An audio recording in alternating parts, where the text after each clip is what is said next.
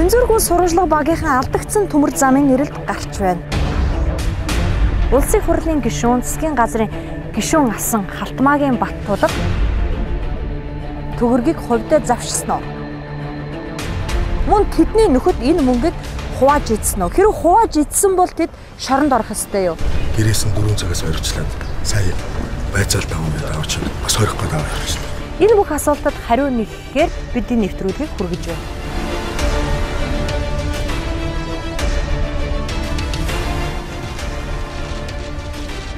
Цэнзүүргүй сурвалжлага үннийг хайна. Алдагдсан төмөр замын эрэлт 267 км. Улсын хурлын гишүүн, засгийн газрын гишүүн асан Халтмаагийн Баттулга шинэ төмөр зам төслийг гацаасан, мөн төмөр зам барих ёстой байсан 750 тэрбум төгрөгийг тойрон хүрээлэгчтэйгээ нээлж завшсан тул эрүүгийн хэрэг үүсгэсэн хэмээн мэдээллүүд бүтэн 2 жилийн турш олон нийтэд хүрлээ. Ухаан хутгаас гашуун сухад хүртэл тавигдах ёстой байсан төмөр замын ажлыг хийлгүй зөвхөн шороо овоолоод орхисон ойлголтыг хэн нэгэн нийгэмд түгээсэй.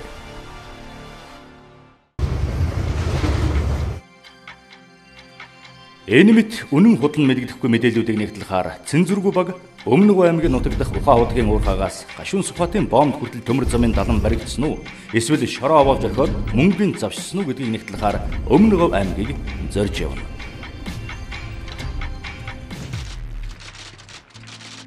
Цэнзүүргүй сурвалжлага үннийг хайна. Energy Resource компани Ухаан хутгийн уурхаатай бараг залгаа шахуу өнөөх алдартай монголчуудыг талцуулан төрөлдүүлдэг Ухаан хутгаас гашуун сухад чиглэлд баригдсан далан нүдний өмнө тодроод ирлээ. Хөгжлийн банкнаас 200 сая Америк доллар авч чаад юу ч хийлгүй шороо овоолоод орхисон тухай мэдээлэлтэй явсан бидэнд гайхмаар өндөр, маш наривчлалтай далан харагдаж байгааг үзэгч таач гисэн харж байна. Сэтгүүлч миний бие 1 м 68 см өндөртэй. Ийм өндөртэй хүнтэй харьцуулах юм бол 10 дахин өндөр, нягтршил сайтай.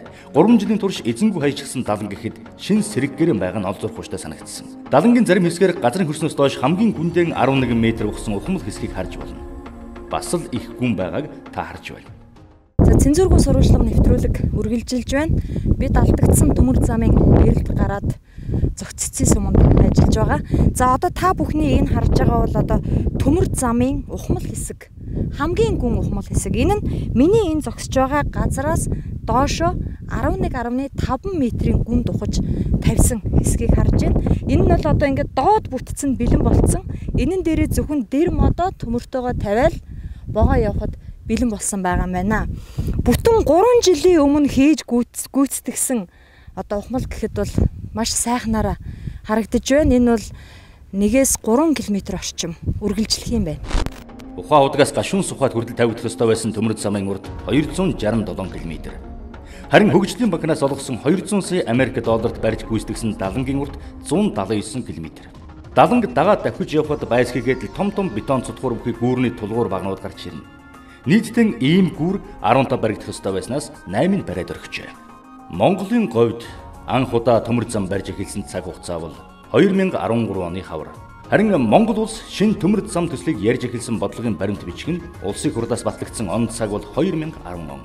Энэ хугацаанд шинэ төмөр зам төслийн санхүүжилтийг шийдвэрлсэн засгийн газрын 2 ч тогтоол гарсан боловч нэг төгрөгч олгоогүй байна.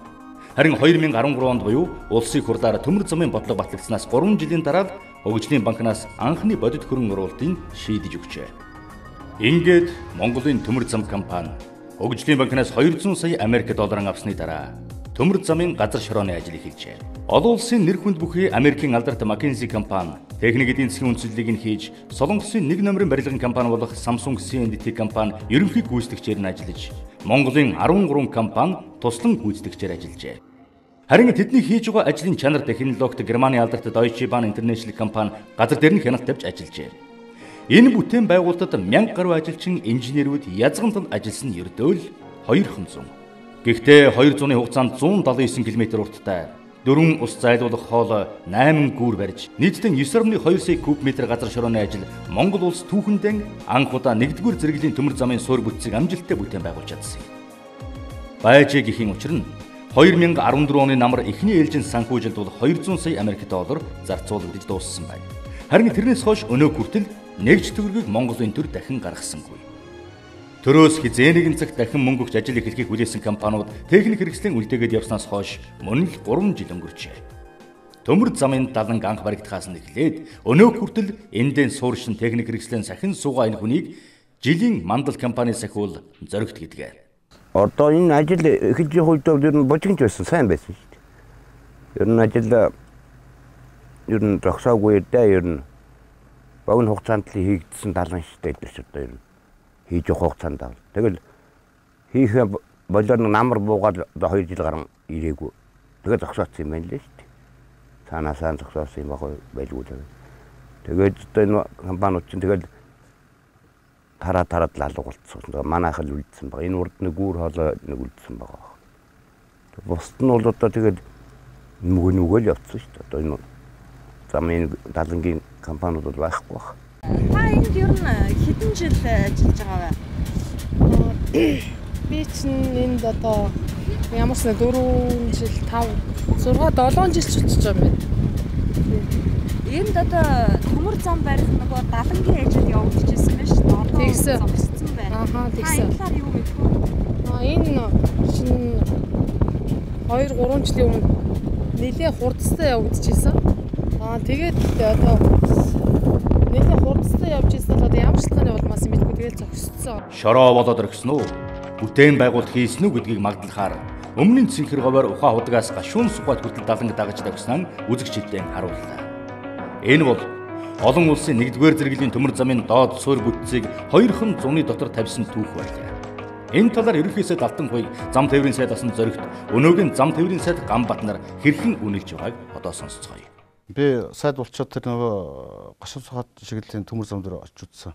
Очоод бол бас лангаас л тэр их хэмжээний бүтээн байгуулалт тэр их ажлыг хараад бол бас багтмаар. Цаг хугацааны хувьд тэр 70 тавих нь өөрөө хамгийн их цаг авдаг юм байна. Гүүрийн байгууламжийн ажлууд тэр ажлууд хамгийн цаг авдаг ажлуудаа хийсэн байгаа байхгүй. Тэгээ зөндөө юм хийсэн байгаа юм энэ чинь. Ингээд ажил нь тасралтгүй явж байгаад энэ өнгөрсөн 15 оны 2 сараас хойш манай Монголын төлбөр ихэ байдсан юм байна шүү дээ. Тэрээс хойш бүх ажил зогссон юм. Тусгай зориултын тийм компани байгуулаад тэрлүүн хувийнхан мөнгө оруулаад гадны хөрөнгө оруулагч эсвэл дотоодын хөрөнгө оруулагчийн төр оруулаад тэгээд тэр 200 сая дээрээ дахиж 200 сая гаргаад төмөр замаа гүйцээл гэсэн. Тэрнийг хараахан хийж чадав. Гэхдээ зам сайн явсан шүү дээ. 200 сайн явсан. Тэр урагшаага өмнө 5-7-оос өмнө говийн хил рүү явсан төмөр замын нөгөө 267 км. Тэр бол их сайн баригдаад далан нь бол их сайн хийгдсэн. Чингисхан 200 сая долларын санхүүжилтээр төмөр замын суурь бүтцийн доод хэсгийг барьсан 86% гүйцэтгэлтэй явж байгаа. Тэгэхээр энэ бол ороосон шороо биш. Монгол анх удаа 1-р зэргийн ийм төмөр замын ажлыг Монголын төмөр зам компани энерги ресурс компаниас хүлээж авч үргэлжлүүлээд явж байгаа юм. 2014 онд санхүүжилтийн улмаас зогссон. За энэ төмөр замыг бол яаралтай эхлүүлж дуусгах зайлшгүй шаардлага гарч байгаа.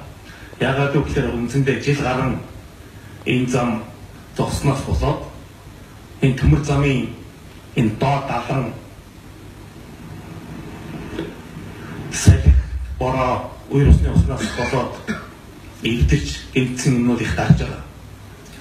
Тийм учраас энэ замыг бол маш яралтай дуусгаж ашиглалтанд оруулахын зүйлсэн шаардлага байгаа. Алдагдсан төмөр замын эрэлт 267 км. 1947 оноос хойш төмөр замын тухай огт яриагүй монголчууд яагаад гинт шинээр төмөр зам барих мөн төрөөс энэ талаар баримтлах бодлого гаргахаар шийдсэн юм бол 90 оноос хойш өнөөдөр за ерөнхийдөө бол зөвлөлт холоод ус задаргад Монгол улс тусдаа улс боллоо. Бид нар баярс тусгаар тогтнолоо зарласан. Гэхдээ эдийн засгийн чадахгүй байсан.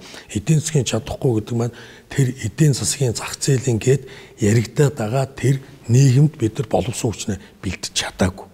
Болсон болоогүй англиэр сурч байна. За ингээд яах ёстой. Түүхийд одоо чинь өнөөдөр бид нар түүхийдээ баялгаа тэгж яана, оюутлах хэлж яана, тавталгаа гэж гэрээ хийдэг мэрэгчлэн байхгүй шүү дээ. Дандаа гадныхныг аав, өндөр үнээр аав, гадныхныхаа л төлөө шин. Тэгэхээр ерөнхийдөө бол 27 онд бид нар олсон юм их бий, алдсан юм их бий. Алдсан юм гэдэг дээр бол би хөгжлийн бодлого, геополитикийн бодлого, боловсон хүчний бодлого дээр бол том алдаанууд гарсан гэж бодож байна. 2010 онд Монгол улс төрөөс төмөр замын талаар баримтлах бодлоготой болсон. Гэтэл өнөөдөр 17 он өнөө хүртэл төмөр зам баригдаагүй. Тэгээд та тэр хооронд бол одоо энэ төмөр замыг бариулахын төлөө бол маш их зүтгэсэн. Ингэж зүтгэх ямар шаардлага байсан? Танд ямар ашигтай байсан?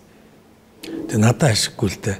Энэ төмөр замын бодлого гарч байж, энэ төмөр зам баригдж байж Монгол улс дэлхийд түүхийн эдээ болон бусад зүйлээ зарж борлуулнаа.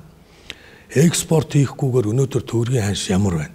Бүтээгдэхүүн гаргахгүйгээр экспорт гэж яриад байгаа юм нь ерөөсөө л энэ. Экспортлохгүйгээр бүтээгдэхүүнээ боловсруулахгүйгээр Монгол улс үеийн үед ядуу байх энэ бодлогын эсрэг энэ төмөр замын бодлогыг гаргаж тавьсан юм аа. Би ганцаараа гаргаагүй. 76 гишүүн яриад байна шүү дээ. Өнөөдөр 90 оноос өмнө Кремльд манай ямиг шийддэг байсан бол энэ 27 жилд энэ том бодлогыг Монгол улсын их хурл 2010 оны 6 сарын 23-нд гаргасан. Эннийхээ төлөө цаашдаач байна, одоо ч байгаа. Төмөр зам гэдэг маань өнөөдөр бидний хувьд амин чухал сүнс. Би эдийн засаг яриад шүү дээ. Яг тэгвэл өнөөдөр газрын баялгаа, говьд байгаа баялаг бол бүгд бид нар дэлхийн үнэтэй дэлхий рүү харьцаж хөрөнгийн биржээр босдог, хөрөнгийн биржээ дагсан аж ахуйнууд босдог ийм том зорилго юм байна. Энийг мэдэхгүй бүх хүмүүс мэдж байгаа. Тэр эдийн засгийн одоо гавьяат авсан хүмүүс байна, тийм ээ, гадаадд дотоодд төгссөн хүмүүс байна. Өнөөдөр ганц зах зээлээс хамаатай гэдэг маань өнөөдрийн төвшөнд хүргэдэг. Ганц зах зээл гэдэг маань урд хөрш. Дэлхийн зах зээлийн үн 300 байхад $50 гэрээ хийж байгаа энэ тэнэг удирдлагуудыг одоо ойлгуулах гэж 7 жил тэмцлээ. Цаашдаач тэмцэнэ гэсэн бодолтой. 2011 оны 2 дугаар сарын 10-ны өдөр төрийн ордон Монгол Улсын их хурлын тогтоол дугаар номер 15. Хууль хэрэгжүүлэх зарим арга хэмжээний тухай. 1. Монгол Улсын их хурлын шийдвэр заасан дараах төсөл хөтөлбөрийг Хөгжлийн банкны зээлийн санхүүжилтээр 2011 оноос хэрэгжүүлж эхлэхийг засгийн газар ерөнхий сайд Батболдод үүрэг болгосугай. Гэвч санхүүжилтийн өгсөнгүй. Нэгэнт улсын хурлаас шинэ төмөр зам барих төслийг санхүүжүүлэх тогтоол гарсан. Гэтэл мөнгөний шийдэж өгөхгүй цаг хугацаа яваад байсан тул ажлаа эхлүүлэхээр Монголын төмөр зам компаниудын төрийн өмчийн хороо хамтран вагоны зүтгүүрийн хаан банкнд барьцаалан $5 сая Америк доллар зээллээ. Зам тээврийн яам биш. Монголын төмөр зам төрийн өмчид компани зээл авсан гэдгийг онцлон хэлье. Энэ бол 2011 оны 3 дугаар сарын 17-ны өдөр байлаа. Энэ бол яг үнэндээ онигоо байсан. Монголын төр мөнгө өгөх шийдчихэд байхад арилжааны банкнаас хүүтэй зээл авч байгааг дэлхийн нийт сонирдсон бол яах байсан болоо. Гэхдээ энэ бол Монголын төмөр зам компани төмөр замаа барихын тулд албан тушаалтнуудын санаатай учруулж байгаа саад бэрхшээлийг давж төмөр замыг барихын төлөө зүтгэж байсны нотлогоо болон түүхэнд үлдэх учиртай. Алдагдсан төмөр замын эрэлт 267 км. 2010 он Төрөөс төмөр замын тээврийн талаар баримтлах бодлого батлагдлаа. 2011 оны 2 дугаар сарын 10-ны өдөр улсын хурлын 15 дугаар тогтоол гарч шинэ төмөр замыг барих байгуулах ажил санхүүжилт хийхээр шийдвэрлэв. 2011 оны 8 дугаар сарын 31-ний өдөр засгийн газрын 266 дугаар тогтоол гарч шинэ төмөр зам барих төсөлд $55 сая олгохоор шийдвэрлэв. Гэвч санхүүжилтийн өгсөнгүй. Харин энэ хооронд улсын хурлын гишүүн засгийн газрын гишүүн Халтмаагийн Баттулга шинэ төмөр зам барихад шаардлагатай санхүүжилтийг шийдвэрлэх гэж төмөр замыг барих ажлыг эхлүүлэхийн төлөө тэмцэж ярилцлага өгч засгийн газрын удаа дараагийн хурал танилцуулга хийсээр байлаа. Цаг явсаар өдөр хоног өнгөрсөөр л. Сайдын төсөвдөр ийм том хэмжээний хөрөнгө оруулалт төсвүүд байдаг. Энэ бол өөрөө 4-5 тэрбум долларын асуудал. Бодлого гараад засгийн газар дэмжиж явсан болоо засгийн газар өөрөө энэ төсвөө гаргаад яриад мөнгө босгох ёстой. Чингис Бондын мөнгөний 1.5 гэж яриад байгаа шүү дээ. 1.5 ч юм бол үндсэндээ энэ шин төмөр замыг дэлхийд даяар танилцуулж босгосон мөнгө юм байгаа шүү дээ. Харамсалтай нь энэ мөнгөний өрөөд тэр төмөр замыг л бариулаагүй. Төмөр зам барих нийт өртгөх нь хэд байснаас хэдийн өгсөн бэ? За ерөнхийдөө бол нийтдээ нэг $4.8 тэрбум. Тэрнээс нэг $200 сая л өгсөн. 1947 оноос хойш анх удаа монголчууд түүхэндээ шин төмөр замын бодлого эхлүүлж Евразийг холбосон эдийн засгийн шинэ коридор байгуулах гэсэн мөрөөдөл ийхүү нуруу унсан юм. Харин улсын хурлын гишүүн, засгийн газрын гишүүн асан Халтмаагийн баталгааг тойрсон шин цагийн хэлмэгдүүлэлт эхэллээ. За ер нь бол маш олон аж ахуй нэгжүүдийг хэлмэгдүүл шалгасан. Энэ дээр бол тухайн үеийн цагдаагийн удирдлага тийм ээ, Чингисгийн цагдаагийн дарга бас Энэ бол уухайлан орж одоо бүх хүчээрээ энэ төмөр замын бодлого хэрэгжүүлэх явцад ажилласан хүмүүс рүү дайрч товтолсон. Энэ бол маш одоо хөдөлгөг юу гэмт гадны гар хөл болсон ийм цагдаагийн удирдлага байсан. Ер нь бол маш олон хүмүүсийг хэлсээр хорих, одоо хэлсээр байцаах тийм ээ. Ингээд ямар нэгэн хэл ял тулгах, надтай холбох гэж оролцсон ийм зүйлүүд болсон. 2015 оны 10 дугаар сарын 23-ны өдөр Улсын их хурлын гишүүн засгийн газрын гишүүн асан Хатмаагийн Баттулгад эргүүл хэрэг үүсгэв. 2015 оны 10 дугаар сарын 30-ны өдөр Баасан гараг. Төмөр замыг барьж байсан Монголын төмөр зам компанийн төлөөлөн удирдах зөвлөлийн дарга зам тээврийн яамны төрийн нарийн бичгийн даргасан Батцайг баривчлаа. 2015 оны 11-р сарын 2-нд Liberty Partners компанийн гүйцэтгэх захирал Ганбатыг баривчлах тогтоол гарав. 2015 оны 11-р сарын 9-нд Монголын төмөр зам компани дэд захиралсан Бат Эрдэнэг баривчлах тогтоол гарлаа. 2015 оны 12-р сарын 26-ны өдөр зам тээврийн сайдасан ганц бүд эрүүгэн хэрэг үүсгэв. 2016 оны 3-р сарын 16 Төвшин жаргал, Энгэлцэг, буян дэлгэр нарыг тус баривчлаа. 2016 оны 7-р сарын 8-нд эргэн шижрийг баривчлав. Энэ бол зөвхөн хэвлэл мэдээллийн хэрэгслээр зарлагдаж ил болсон хүмүүсийн нэр. Эдний араас 80 гаруй хүний нэрс үргэлжлэнэ. Тухайлбал Тухайлбал Саншанд хүртэл тавигдсан төмөр замын доод суурь болон далангийн ажлыг хийж гүйцэтгэсэн Samsung C&T компанийн захирал Ли Жан Гёлыг баривчилж, тухайн үед туслан гүйцэтгэгчээр ажилласан үндэсний 13 компани захирлуудыг байцааж, компаниуд нь санхүүгийн шалгалт орж, бид банкуд санхүүгийн байгууллагын захирлыг хорж, тэндээс зээл авсан бүх хүнийг шалгаж байлаа. Зөвхөн нэг хүний ард гэхэд 5-аас 20 хүнийг хэлмэгдүүлэн шалгасан бөгөөд өнөөдөр энэ хэлмэгдүүлэлт үргэлжилсээр. Алдагдсан төмөр замын эрэлт 267 км. Шинэ төмөр зам төслийн техник эдийн засгийн үндслэлийг боловсруулсан Америк нэгдсэн улсын McKinsey компанитай гэрээ байгуулан туслан гүйцэтгэгчээр ажилласан Liberty Partners компанийн гүйцэтгэх захирал Ганбатыг гэнтэл нэг өглөө он заюултай этгээдийг эрен сурвалжилж байна. Тэр Америк нэгдсэн улс руу зугтсан гэсэн мэдээ хэвлэлээр хөвөрхөн тэр. Ганбат нь энэ үед ажиллаар гадаад явж таарсан бөгөөд энэ их дүүлэн шууган цагдаагийн дарамтаас айж Монголд ирсэнгүй. Цагдаагийн зорилго биеллээ. Цагдаа эхнээсээ Ганбатыг барих зорилго тавиагүй нь ажиглагддаг. Тэд Ганбатыг гадаад байгааг мэдж байсан бөгөөд тэрнийг зугтсан гэж харагдуулах дуйлан шуугаал хэрэгтэй байсан гэж хардахаар. Ганбат нь 2011 онд зам тээвэр барилга хот байгуулалтын сайд Баттулгын орон тооны бус зөвлөхөөр ажиллаж байхдаа McKinsey компанитай зөвлөх үйлчилгээ үзүүлэх гэрээ байгуулж хуурам мэхлэх замаар 5 сая 650 мянган доллар буюу 7 тэрбум 200 сая төгрөгтэй тэнцэх хэмжээний мөнгөг авсан хэрэгт буруутгагдаж, он соёлтой гэмт хэрэгтний тоонд орж Интерполоор эрен сурвалжлагдаж эхэлжээ. Хууль хүчний байгууллагууд нэг хүний дохиод ангаар ажиллаж байна. Энэ ингэж болохгүй л дээ. Хэрхэвч болохгүй. Ганбат нь 2009 оны 9-р сарын 4-ний өдөр зам тээвэр барилга хот байгуулалтын сайд Баттулгын орон тооны бус зөвлөхөөр 214 тоо тушаалаар томилогджээ. Орон тооны зөвлөх бус гэдэг бол ёс төдийл нэр байдаг. Ийм зөвлөхөр хэнийгч томилж болдог бөгөөд төрийн албан хаагчвал биш. Харин шинэ төмөр зам барих төслийн техник эдийн засгийн үндслэлийг хийж гүйцэтгэсэн McKinsey компанитай зөвлөх үйлчилгээний гэрээг 2011 оны 4-р сарын 7-ны өдөр байгуулжээ. Тэгэхээр Ганбат нь Баттулгын зөвлөхөөр ажиллах хугацаа дуусныхаа дараа уг гэрээг байгуулсан нь энэгээр нотлогдож байна. Харин 7 тэрбум 200 сая долларыг хувийн дансандаа шилжүүлж авсан худлаа гэдэг нь шүүхээр тогтоогдсон байдаг. 2009 оны 9-р сарын 4-ний өдөр орон тооны бус зөвлөхөөр томилогджээ. 2011 оны 4-р сарын 7-ны өдөр McKinsey компанитай зөвлөх үйлчилгээний гэрээ байгуулав. Орон тооны бус зөвлөхөөр ажиллахан болсны дараа McKinsey компанитай ажиллах болсон нотлого юм. Манай өвгөө харснаас сүлэгдэж явж байгаад тэгээд ирсэн шүү дээ. Тэг 37-ны хэлмэгдүүлэлт дахиж одоо миний хүүдээр тусч явах шиг байна да. Энээс би айж өнөхөр. Тэг 37-ны хэлмэгдүүлэлт дахиж одоо миний хүүдээр тусч явах шиг байна да. Энээс би айж өнөхөр. Ах トゥ нэр бүгд бид айж энэс чинь. Дахиж одоо миний тусахгүй гэж. Liberty Partners компани гүйцэтгэх захирал Ганбат нь өндөр боловсрол эзэмшиж Америк нэгдсэн улсад ажиллаж байх үедээ зөгийн үүр хэмээх төсөл буюу гадаадад сурч ажиллаж байгаа өндөр боловсролтой залуусыг эх орончинд дуудаж байна хэмээх төслийн хүрээнд хамаг ажлын хаяад төмөр зам бүтээн байгуулах ажилд хүчин зүтгэхээр ирсэн нэг. Өнөөдөр тэрээр Америк нэгдсэн улсад байгаа бөгөөд төрийн 3 өндөрлөгт хандан ил захидал бичиж шин цагийн хэлмэгдүүлэлтэд зогсоовол эх орондоо ирж үнэн цагааныг олох хүсэлтэй байгаагаа илэрхийлсэн юм. би бодхоор болохоо.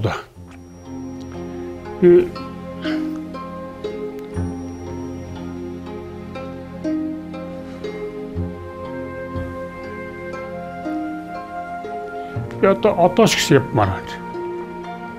Хөөдөр очмоор.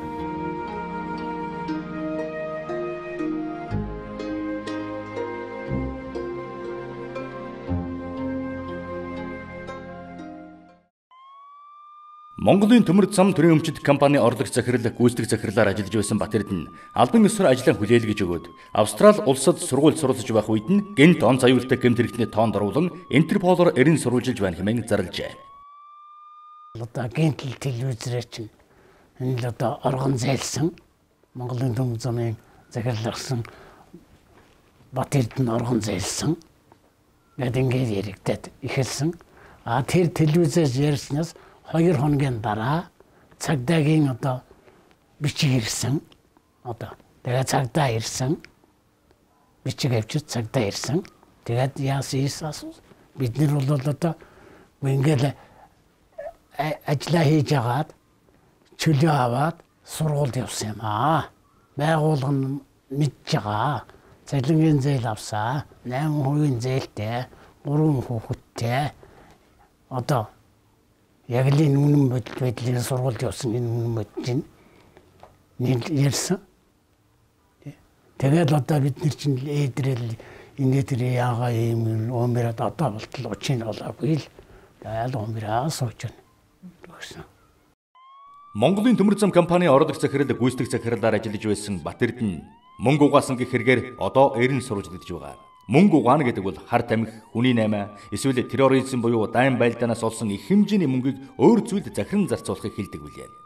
Харин Монгол улс Чингис Бонд хэмээх их хааныхаа нэрээр дэлхийн зах зээлд босгосон мөнгөнөөсөн хөгжлийн банкар дамжуулан 200 сая Америк долларыг Монголын төмөр зам төрийн өмчит компанид олгосон байдаг. Тэр мөнгийг Батэрд нь шууд захиран зарцуулах эрхч тэрэнд байгаагүй юм. Батэрд нь их хэмжээний мөнгийг өөртөө авсан бол 3 өрөө байрны 8% зээл, албан газраас цалингийн зээл авах шаардлага байгаагүй үлээ.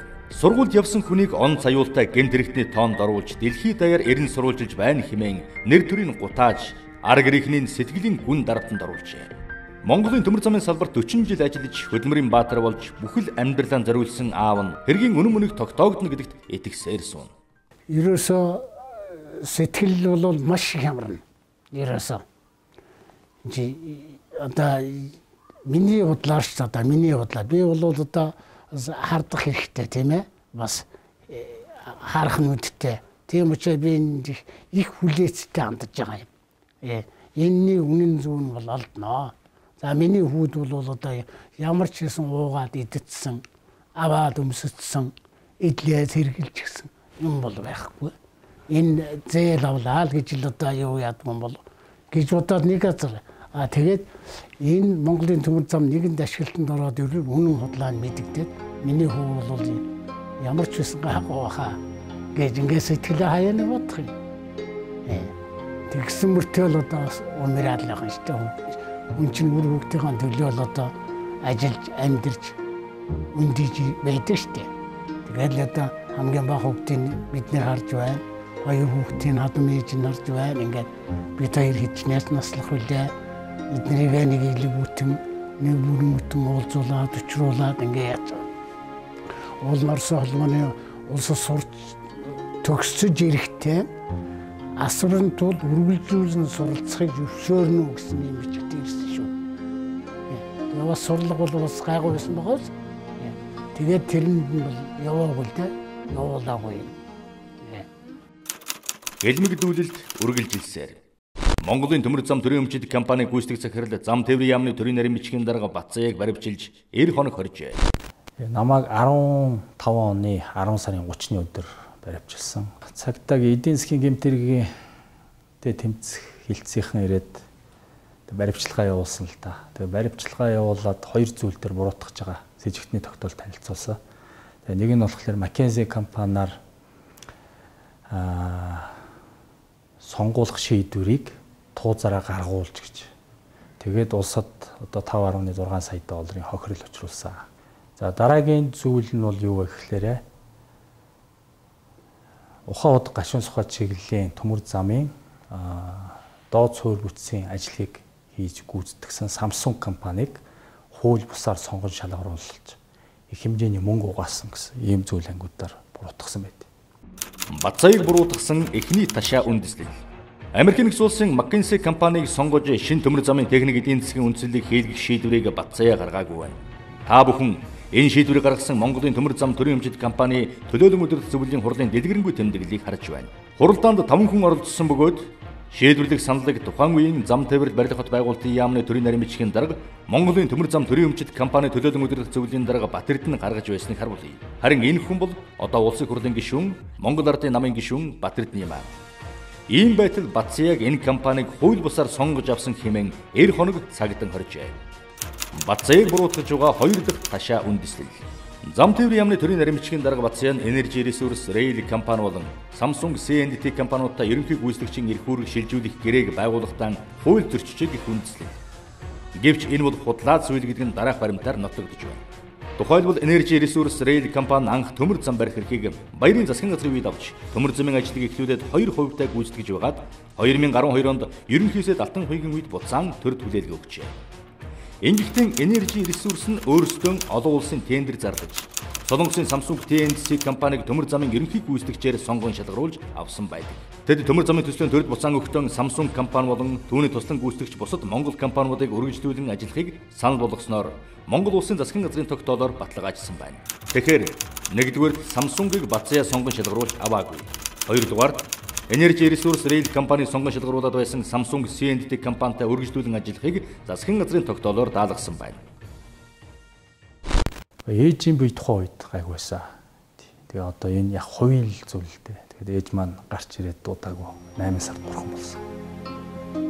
За одоо тэгээд ер нь бол нөлөөсөн байх. Тэгтээ одоо энэ хувийн заяа тойргийн асуудал юм биз дээ.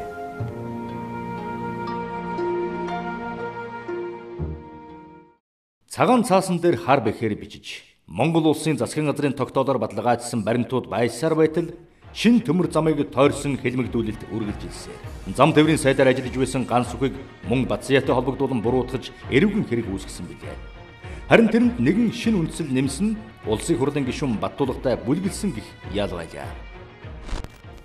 Яг энэ эрүүгэн хэргийг шалгах явцад бол улсын хурлын гишүүн Баттулгатай бүлгэлсэн гэдэг одоо ийм одоо зүйл ангаар эрүүгэн хэрэг шалгаж байна. За энэ явцад бол бүлгэлсэн гэдгээ бол тайлбарлахдаа Баттулга бол Монголын ардчилсан холбооны дарга. Та бол одоо ардчилсан холбооны гишүүн учраас та нарыг одоо бүлгэлсэн гэж үзнэ гэдэг иймээс одоо тайлбартай байгаа да. 1937 оны их хэлмэгдүүлэлтийн он жилүүдэд хувьсгалын эсрэгүү ардын дайсан нэрээр хэнийг ч хэлмэгдүүлж болдог байсан шиг Монголын ардчилсан холбооны гишүүн бүрийг Халдмаагийн Баттулгатай бүлгэлэн гэмт хэрэг үйлдсэн гэж үзвэл Монголын ардчилсан холбооны 100 гаруй мянган гишүүнийг хэлмэгдүүлэлт хүлээж байна гэсэн үг. Монгол улсыг чинь хөгжүүлэхгүй гэсэн асар хэмжээний бүлэглүүд дээр байсан ер нь бол. Жишээ нь Монгол улсын ерөнхийлөгч өөрөө энэ сайдын төсвөр ийм том төслийг хийдгүү гэдэг мэддэг мөртлөө намайг одоо Монгол орон даяар энэ олон жил чи төмөр зам барилаа барьсангүй гэж ярьж байгаа. Чин бол өөрөө юу гэж хэлж байгаа нэхээр эсвэл ажиллаа мэддгүй юм байна, эсвэл ажиллаа мэддээд албаар ийм одоо хар юу гэдэг юм дээ одоо цоллох юм руу орж байна гэж би үтгэж бодсон. Хэрв засгийн газар санхүүжилтийн өгсөн бол өдий тухайн удаагаас гашуун сухбат хүртэлх 267 км төмөр зам тавигдсан байх байлаа. Гэвч үе үеийн засгийн газрууд төмөр зам тавихын эсрэг байсан.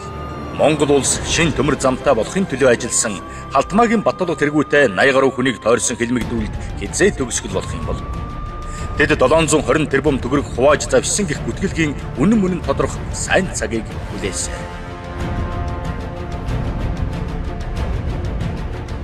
Халуун итгэл цөхөрсөн, хатан зүрх шархирсан, хар дарсан он жилүүдийг хамаг монголчууд өвмартагтун